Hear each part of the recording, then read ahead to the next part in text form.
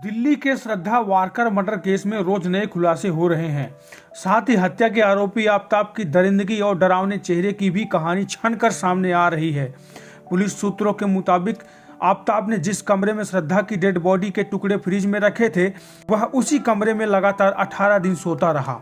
इतना ही नहीं, वह रोज फ्रिज खोलकर श्रद्धा के कटे हुए सिर को भी देखता था। इधर आफताब को लेकर एक डॉक्टर अनिल कुमार का बयान सामने आया है। डॉक्टर का दावा है कि आफताब मई में सुबह के समय उनके क्लिनिक आया था। उनका हाथ कटा हुआ था और खून भी निकल रहा था। वह बहुत आक्रामक और बेचैन लग रहा था।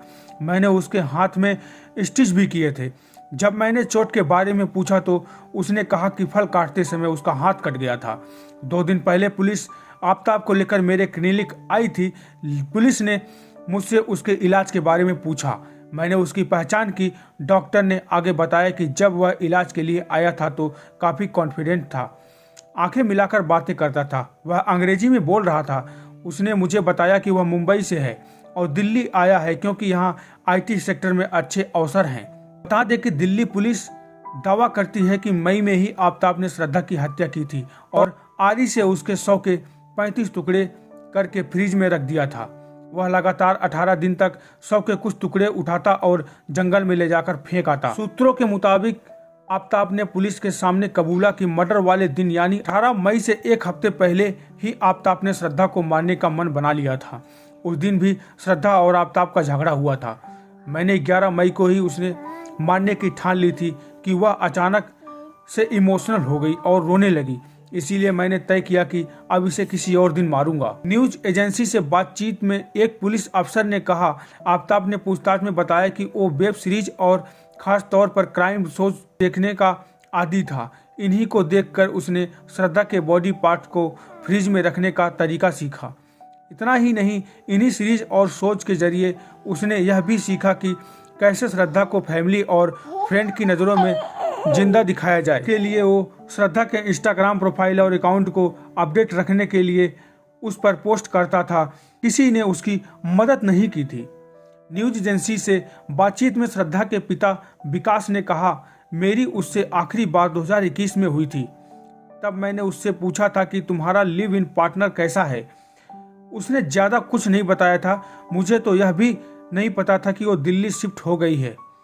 उसकी एक दोस्त ने बताया कि श्रद्धा बेंगलुरु में नहीं बल्कि दिल्ली में है। आफताब को सबूत मिटाने के लिए बहुत वक्त मिल गया। दिल्ली पुलिस मंगलवार सुबह आफताब को लेकर महरौली के जंगल पहुंची। आफताब ने कबूल किया था कि मर्डर के बाद उसने बॉडी के 35 टुकड़े किए और उसे जंगल में फेंक दिया। अब तक 10 बॉडी पार्ट्स मिलने की बात सामने आई है। जो बॉडी पार्ट्स मिले हैं वो इंसान के लग रहे हैं। फॉरेंसिक जांच के जरिए इसकी पुष्टि भी की जाएगी। डीएनए टेस्ट भी होगा।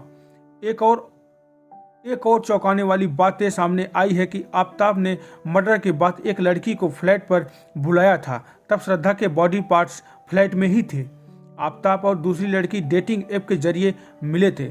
पुलिस इस डेटिंग ऐप से आफताब की जानकारी जुटाएगी। पुलिस जानेगी कि वह किन लड़कियों से मिला और हत्या की वजह इनमें से कोई लड़की तो नहीं। आफताब ने मुंबई या उसके आसपास श्रद्धा का मोबाइल फेंका था। पुलिस लास्ट लोकेशन के जरिए इसकी तलाश कर रही है। पुलिस ने आफताब और श्रद्धा के कॉमन दोस्त को पूछताछ के लिए बुलाया है।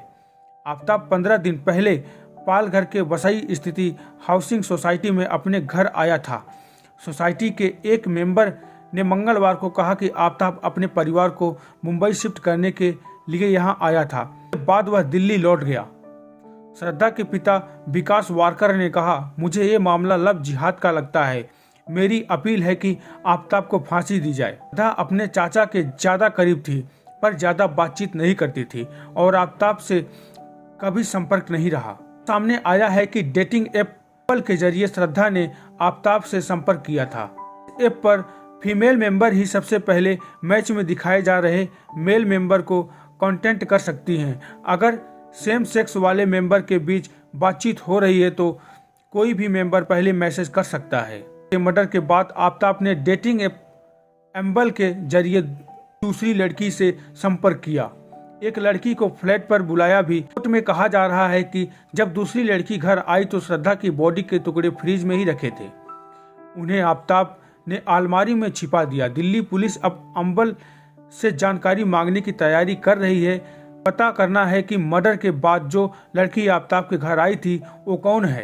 पुलिस जानना चाहती है कि क्या यह लड़की इस हत्या की वजह है। आफताब श्रद्धा मुंबई से दिल्ली 8 मई को आए थे। यहाँ से पहाड़गंज के होटल और फिर साउथ दिल्ली में रहने लगे। साउथ दिल्ली के बाद महरौली के जंगल के पास फ्लैट लिया था। दिल्ली पहुंचने के 10 दिन बाद यानी 18 मई को आफताब ने श्रद्धा का मर्डर किया। मर्डर केस में बद्री नाम के शख्स की एंट्री हुई है। यह वो शख्स है जिसने आफताब को महरौली इलाके में फ्लैट दिलाया। पुलिस अब इससे पूछताछ कर रही है। इसी फ्लैट से आफताब शव के टुकड़े फेंकने के लिए जंगल जाता था। पुलिस ने मंगलवार को बताया कि आफताब से कत्ल के बारे में जो भी पूछा जाता है वह उसके बारे में अंग्रेजी में जवाब देता है।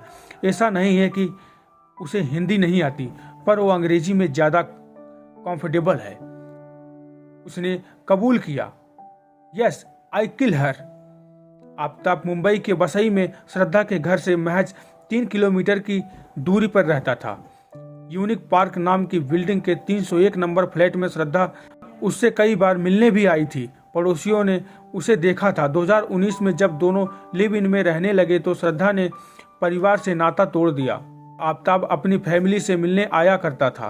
15 दिन पहले ही आफताब की फैमिली यहाँ से शिफ्ट हुई है, तब भी आफताब आया था। मुंबई में आफताब के पड़ोसी कहते हैं कि उन्हें नहीं लगा कि वो लड़का ऐसी वारदात को अंजाम दे सकता है। वह शांत स्वभाव का दिखता था।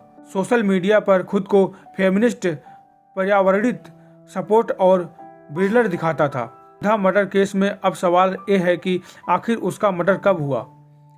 सवाल की वजह 2 दावे हैं। पहला दावा पुलिस का है जो कह रही है कि श्रद्धा का मर्डर मई में हुआ था। दूसरा दावा दोस्त लक्ष्मण नडार है जो कह रहा है कि पुलिस में उसकी श्रद्धा से बातचीत हुई थी।